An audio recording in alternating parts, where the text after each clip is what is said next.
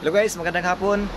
Sa hapong ito, magbibigay po tayo ng update sa ating ginagawa doon sa ating Malbiri 5 days after na tinanggal natin yung kanyang mga dahon, no? So, sa ngayon, makikita ninyo, makikita natin, no?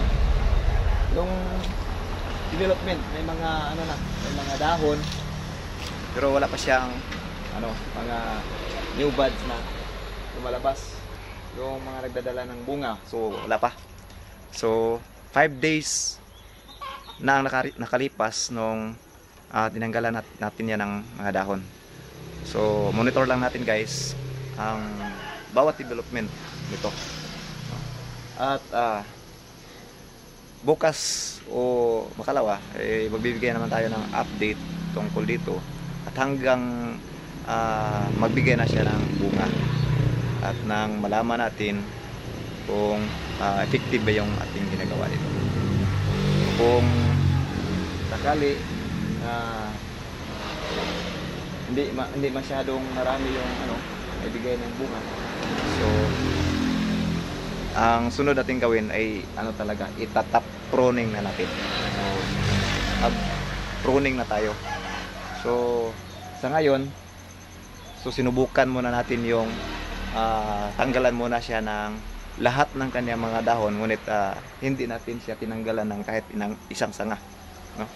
So after this activity, so at least makikita natin yung resulta, at pagkatapos pag natanggal na natin yung mga bunga niya na i-produce dito sa ating activity na to, din saka natin yun proceed yung pagpo-pruning na naman.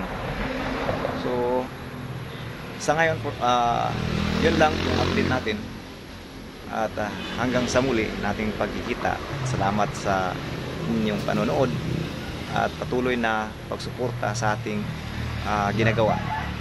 So sa hindi pa nakapag-follow sa ating page, so please like, follow and share para magiging updated tayo sa bawat pagkakataon na meron tayong gagawin na mga activity dito sa ating Malbiri, at kahit sa anong bagay pa na gagawin natin na pwede na mapagpulutan natin ng aral. Sige, salamat sa panonood at maraming salamat. Magandang hapon muli.